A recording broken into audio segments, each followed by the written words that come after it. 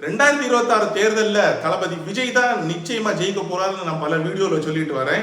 போன வீடியோவில் நாம என்ன பார்த்தோம் அப்படின்னு சொன்னா, திமுக எடுத்த சில சர்வேக்கள்ல எப்படி டிவிகேக்கு சாதகமா வந்திருக்கு, 2024 எப்படி ஜெயிக்கும் அப்படிங்கிறத பத்தி நான் பேசியிருந்தேன். இந்த வீடியோவில் மறுபடியும் டிவிகே தான் நிச்சயமா 2026 ஜெயிக்க போகுது. அதுக்கு இன்னும் சில காரணங்கள் அதிகமாக கிடைச்சிருக்கு. அந்த காரணங்களுக்கு தான் நான் உங்களோட ஷேர் பண்ண போறேன். 2026 மும்முனை போட்டி இல்லைன்னா 4 முனை போட்டி நடக்கும் அப்படின்னு சிலர் சொல்றாங்க. சீமான கணக்கில் எடுக்காம சிலர் மும்முனை போட்டி அப்படின்னு சொல்றாங்க. சீமான கணக்கில் எடுத்தா 4 முனை போட்டியா மாறும். ஸோ சீமான இருக்கிறாரா இல்லையாங்கிறது நமக்கு முக்கியமே கிடையாது. ஏன்னா ஜெயிக்க போறது தளபதி விஜய். அது எப்படிங்கிறத நான் சொல்றேன், கவனமா கேளுங்க. இவ்வளவு நாளா நம்ம சில சர்வேகளை பத்தி பேசிட்டு இருந்தோம். ஆனா இப்ப திமுக மேல மக்களுடைய அதிருப்தி மிக அதிகமாக கூடியிருக்கு. அதுக்கு காரணம் என்னன்னா, ஊழல் குற்றச்சாட்டுகளின் அதிகரிப்பு. ஏற்கனவே திமுக மேல பல ஊழல் குற்றச்சாட்டுகள் இருக்கு, இது எல்லாருக்குமே தெரியும். 10 ரூபா பாலாஜின்னு நம்ம தளபதி விஜய் கூட ஒரு பாட்டு பாடியிருந்தாரு. டாஸ்மாக்ல பல கோடி ஊழல் பண்ணி இடி ரைடு பண்ணி அதுக்காக ஒருத்தர் சிறையெல்லாம் போயிட்டு வந்தாரு. சிறைக்கு போயிட்டு வந்ததுக்கு அப்புறம் ஏதோ மக்களுக்காக சிறை போனது மாதிரி ஆக்டிங் காட்டாரு. அது வேற சாப்டர் விட்டுருவோம். அப்படி ஊழல் ஆல்ரெடி ஒன்று இருக்கு. இது போதாதுன்னு இப்ப பூதாகரமா திமுகவில் ஒரு ஊழல் குற்றச்சாட்டு எழுந்திருக்கு. அதுதான் KN நேரு அமைச்சர் மேல. எப்படின்னா, அரசாங்க வேலைகளை கொடுக்கறதுக்கு லஞ்சம் வாங்கிட்டு அரசாங்க வேலையை ஒதுக்கீடு பண்ணதா அந்த குற்றச்சாட்டு வந்திருக்கு. ஸோ ஏற்கனவே மக்கள் இந்த திமுக அதிமுக மேல ஒரு விரக்தியில தான் இருக்காங்க. பல வருஷமா இருக்காங்க. ஊழல் குற்றச்சாட்டு பிரச்சனை அப்படி இப்படின்னு போயிட்டு இருக்கு. மறுபடியும் புதுசா வந்த இந்த ஊழல் குற்றச்சாட்டு மக்களை இன்னும் அதிகமான அதிருப்தியில ஆழ்த்தி இருக்கு. ஸோ இந்த ஊழல் கட்சியை வேண்டான்னு மக்கள் நினைக்கிற அளவுக்கு இப்போ ஆயிடுச்சு. இதே மாதிரி அதிமுக கட்சியில ஒரு புயல் கிளம்பி இருக்கு. எல்லாருமே கேள்விப்பட்ட விஷயம் தான். செங்கோட்டையன் அவர்களை கட்சியில இருந்து நீக்கிட்டாங்க. செங்கோட்டையன் மட்டும் நீக்கினா என்னங்க பிரச்சனைன்னு நீங்க கேட்கலாம். பிரச்சனை வந்து செங்கோட்டையன் அவர்களை மட்டும் நீக்கணும் கிடையாது. ஏற்கனவே நிறைய இருந்த கட்சியில இருந்து நீங்க வெளியே இருக்காங்க.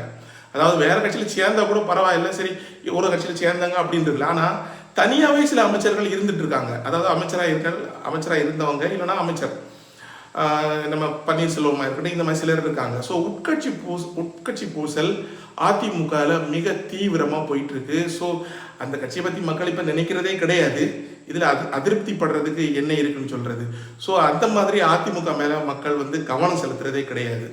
இன்னொரு பக்கம் இருக்கிறது, நம்ம மும்முனை போட்டியில் 4 முனை போட்டியில் வர்ற சீமான் அவர்கள் கட்சி கூட்டத்தோட நிலைமை ரொம்ப ரொம்ப மோசமாக இருக்கு.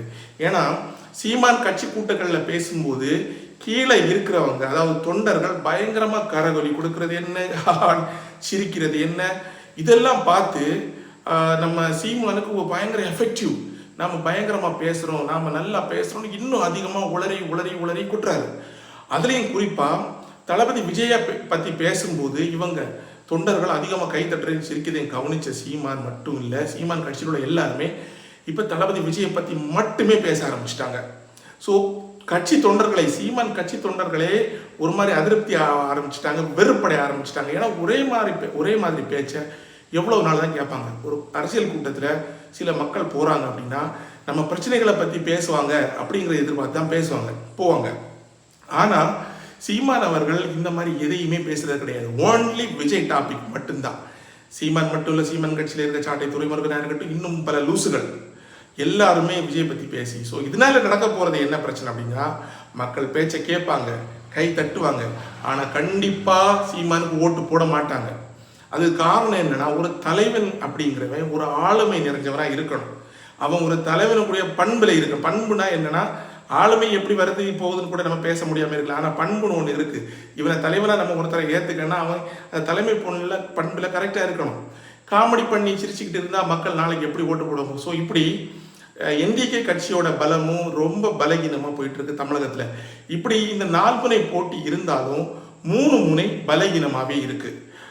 NDK அதாவது சீமான் கட்சி ஒரு பக்கம் வாய்ச்சவடால பலகீனமாயிடுச்சு, ஊழல்ல திமுக பலகீனமாயிடுச்சு, உட்கட்சி பூசல்ல அதிமுக பலகீனமாயிடுச்சு. இப்ப பலமா இருக்கிற ஒரே கட்சி டிவிகே மட்டும்தான். உடனே வந்துருவாங்க கரூர் சம்பவத்தை எடுத்துட்டு கொலகாரன் அப்படி இப்படின்னு. ஆனா அதெல்லாம் இல்லை. மக்களுக்கு தெரியும் எவன் கொலகாரன், யார் மேல தப்புன்னு மக்களுக்கு நல்லாவே தெரியும். ஸோ 2026 மக்கள் மிக தெளிவா இப்பவே முடிவு பண்ணிட்டாங்க யாருக்கு ஓட்டு போடணும் அப்படின்னு. ஸோ இந்த அதிருப்தி 3 கட்சியை வெளியே தள்ளிட்டு தளபதி விஜய் அரியணை ஏத்துறதுக்கு எல்லா தமிழக மக்களும் ரெடி ஆயிட்டாங்க. இது நடந்தே தீரும்.